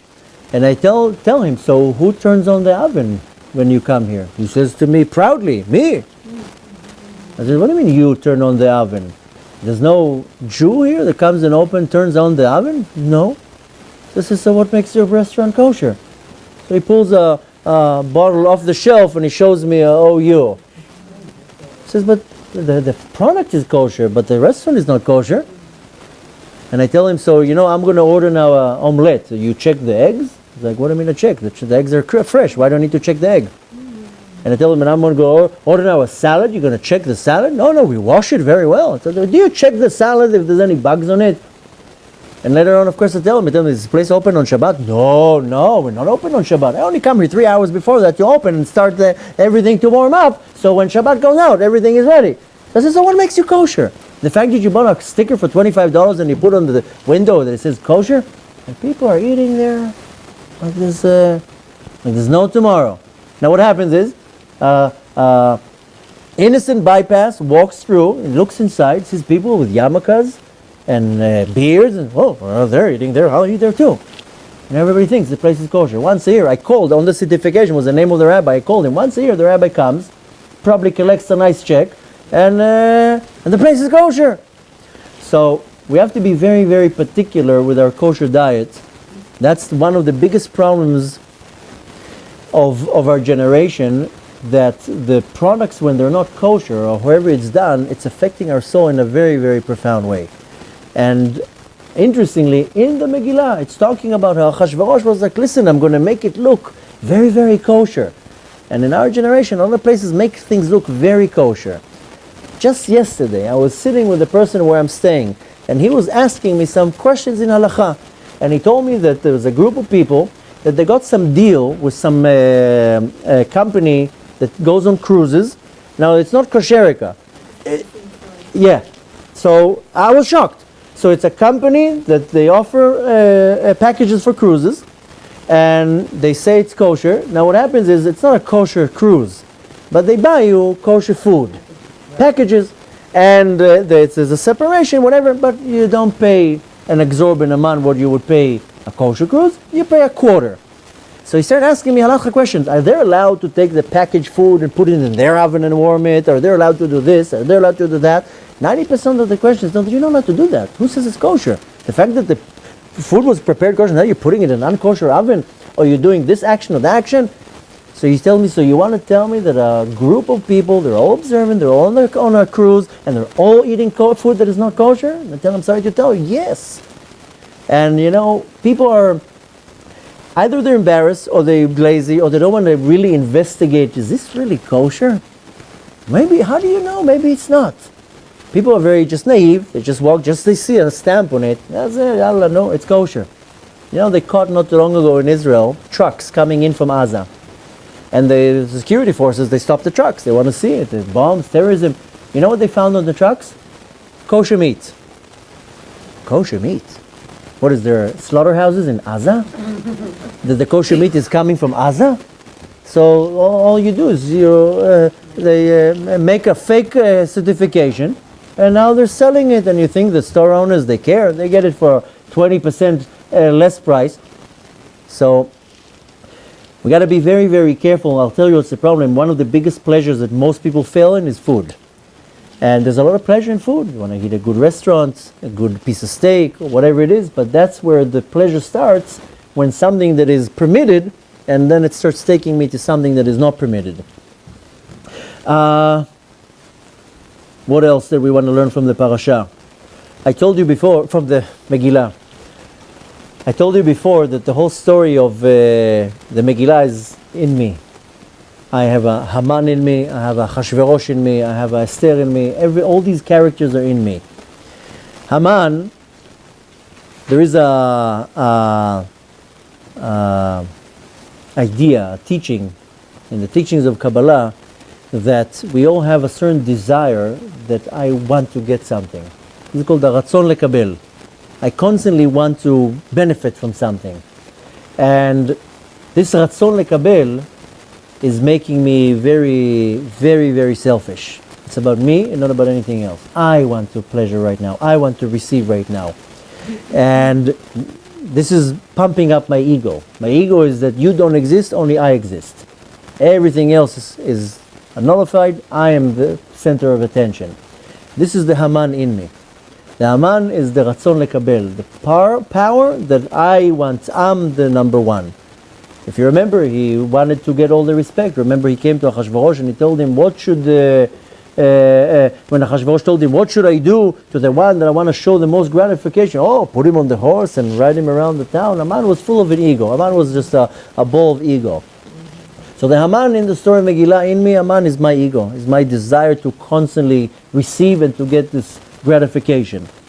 On the other hand, the opposition of Haman is Mordechai. This is the Ratzon Latet, my desire to give.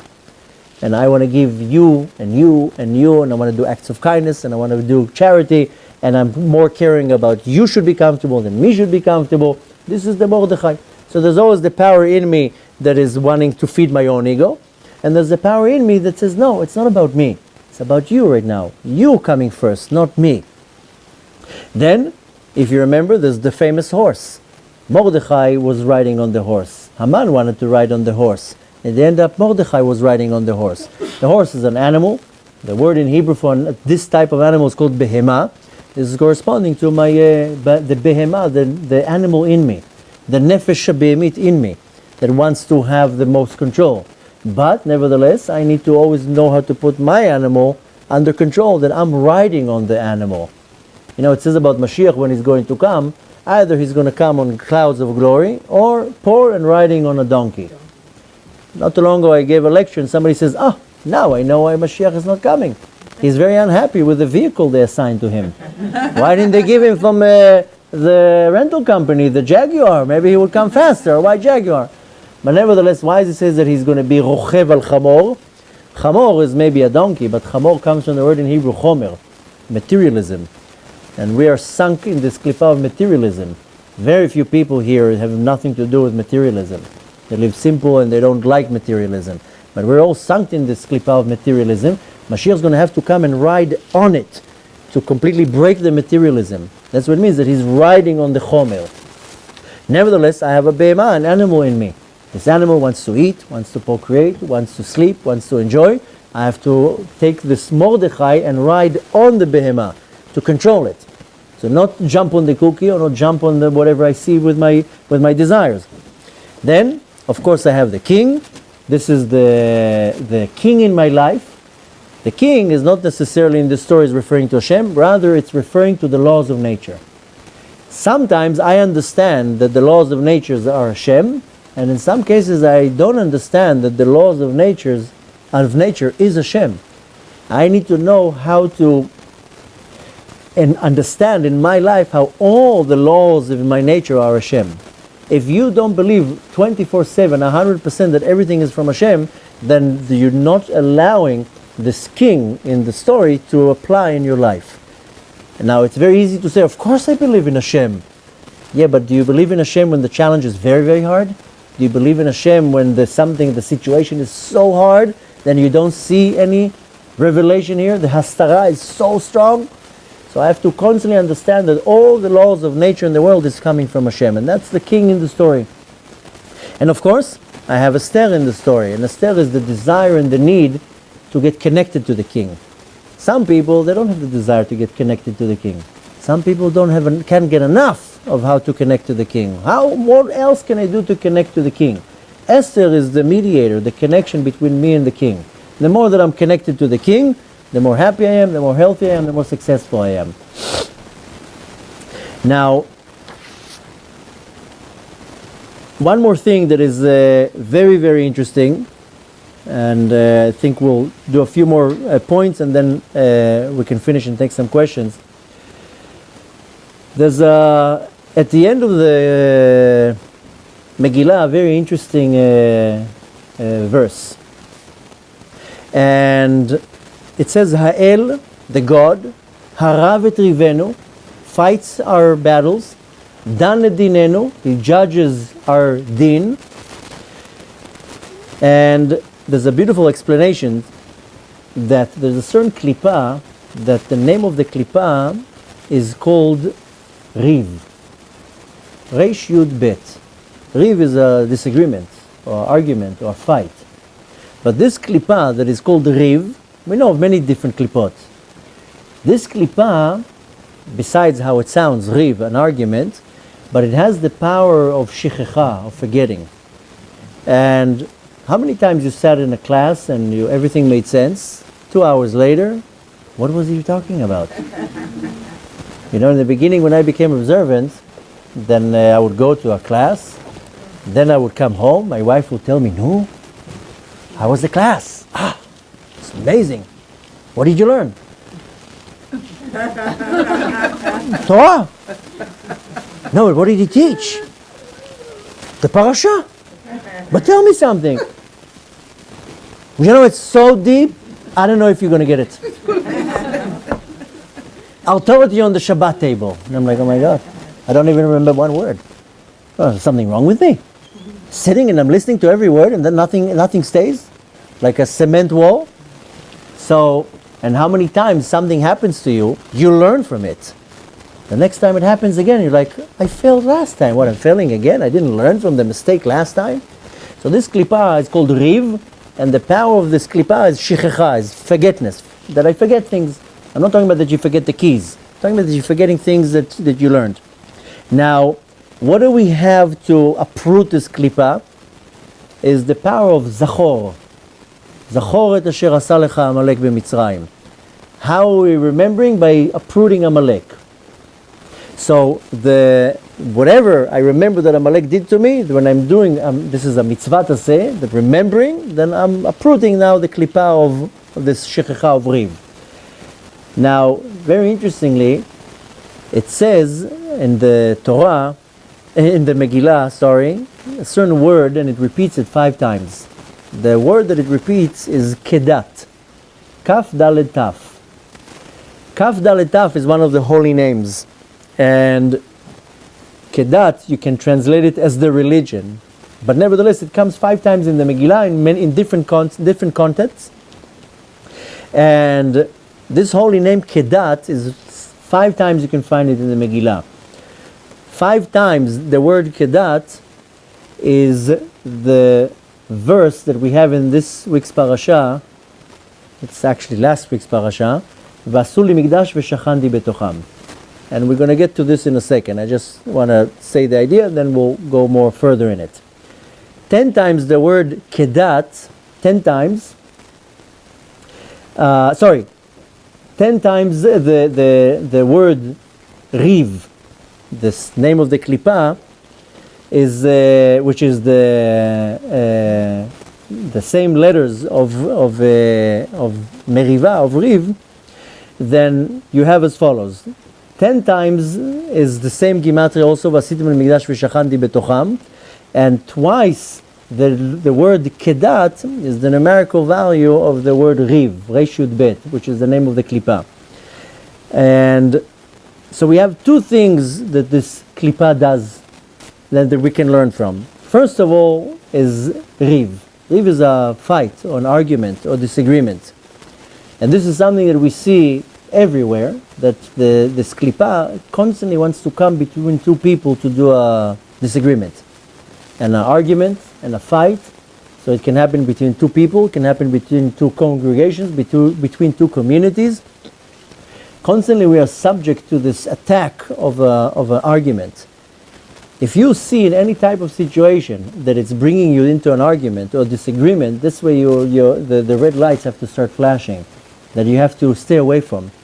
Any time that any situation brings you any type of argument, that's where you have to take a step back. And we find it like 20 times a day. How many times your husband comes home tired after work and he says the wrong word, and you know that if you're going to say another word, that's it. The battle starts.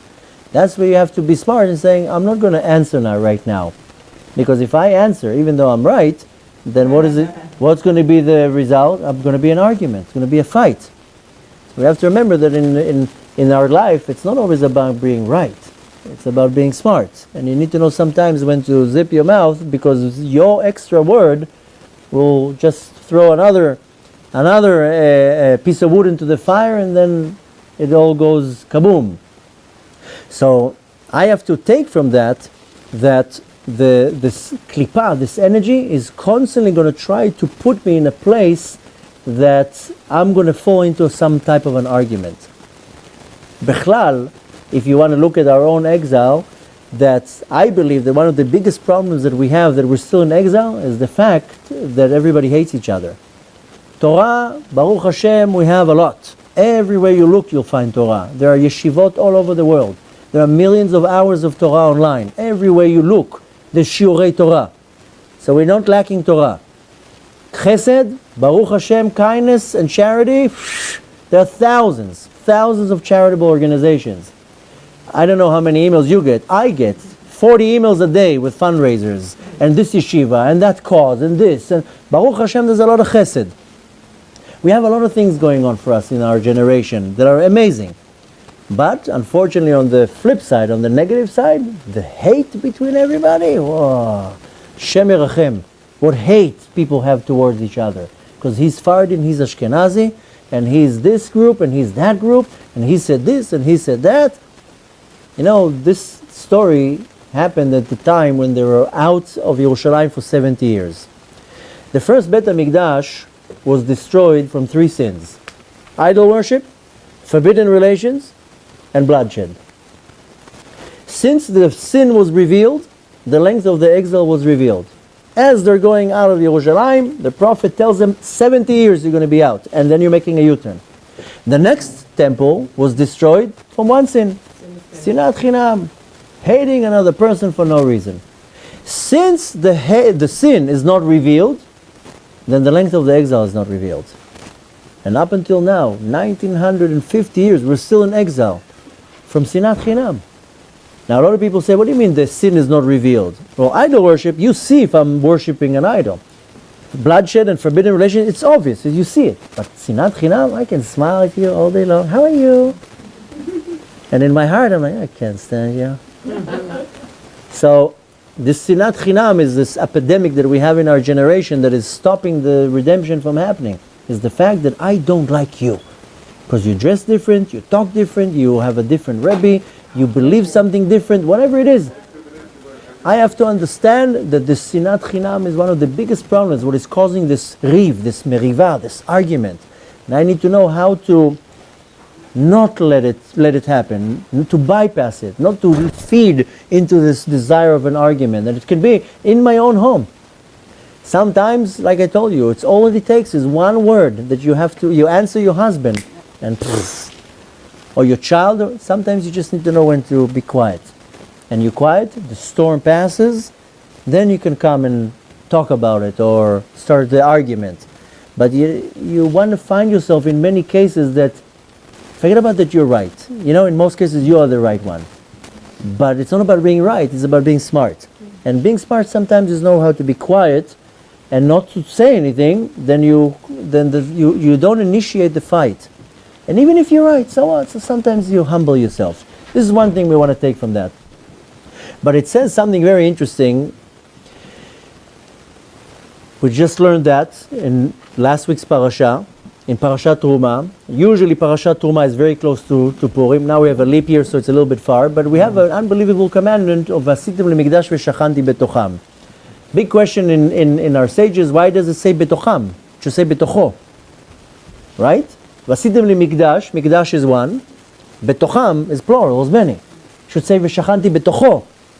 So our sages answer, of course, betocham, betoch kol echad mimchem. Each and every one of us, this is the Mikdash. This is the dwelling place for Hashem. You are the Mishkan. Which is a beautiful answer, of course, that I have to make my body a Mishkan, a dwelling place for Hashem, and my body has to be holy, my mind has to be holy, my house has to be holy, everything around me has to be holy. This is the Mikdash. That's how Hashem dwells in my life. There's another way of looking at it, that if you're taking the word betocham, and you cut the word, this is brought down by the Ari HaKadosh, and he says, read it betoch mem. If you read the word betocham, bet, taf, chaf, vav, mem sofit, cut the word and just read it betoch, inside the mem, in the mem. Now what is the mem? This is not a regular mem, this is a square mem, what is called the mem sofit. What is this betoch mem? The structure of the mem sofit is a square, 4 walls. Very soon, now we're talking about the Megillah, very soon is Purim. There are 4 mitzvot that we have to fulfill in Purim. And all these mitzvot, they start with the letter mem. I call it the 4 mems. The first mitzvah is Mikra Megillah. You have to read the Megillah. Starts with the mem. The next one is Matanot le'Evyonim, right? Presents and charity for the poor people. Starts with the mem. Third one, Mishloach Manot. Mishloach Manot is when we exchange gifts, the parcels of food. It has to be food. And the last one, Mishteh v'Simcha. We have to make a feast and a meal. 4 mems, 4 mitzvot, and everybody's obligated. Men and women, and kids. Everybody has to do it. Now, I'm not only obligated in doing it in Purim. All year round, these are the 4 mitzvot that allow me to achieve something very, very great. The first mitzvah is Mikra Megillah. I don't read the Megillah every day, but you know what I do every day that I need to do is learn Torah. Mikra Megillah corresponds to learning Torah. Every day I have to learn Torah. Women, men, children, everybody has to learn Torah. Whether it's 10 minutes or an hour or 5 hours, every day I have to learn Torah. The next one is Matanot le'Evyonim, presents and charitable acts. I have to do acts of kindness. Very simple. Every day I have to do acts of kindness. Sometimes writing a check, sometimes giving a quarter, sometimes taking somebody on a ride. But every day I have to have a few acts of kindness. If you want to listen to me, minimum 5 acts of kindness every day. If you finish your day and you didn't do 5 acts of kindness, don't go to sleep. Because we have to do acts of kindness. And you have to do it with all your heart. Writing a check sometimes is very easy. But to babysit your neighbor's kids when you really don't want to, but they need to go and do something, that's a little bit of a sacrifice here. Nevertheless, we want to do a lot of acts of kindness, and the real acts of kindness when it's not convenient to you. When it's convenient for you, that's very easy. But when you do the real mitzvah, and when it's very, very hard. There's a special mitzvah that we do, it's called Achnasat Orchim. When you have 17-room mansion, it's not a big deal to do Achnasat Orchim. When you live in a studio apartment and somebody lives in your living room for 2 weeks on your couch, that's Achnasat Orchim. So when you're doing acts of kindness, it has to be when it's really not convenient to you. The third one is Mishloach Manot. I'll skip that for now. Let's go to the fourth one. The fourth one is Mishteh V'Simcha. Mishteh V'Simcha means a feast. When do we have feast? On Shabbat we have 3 feasts. That means that I have to observe Shabbat to the fullest. So I have to learn Torah every day. I have to do acts of kindness every day. Observe Shabbat to the fullest. Now I have the third mitzvah, but the fourth one. Very weird mitzvah. I give you a package of food, and in exchange, you give me one.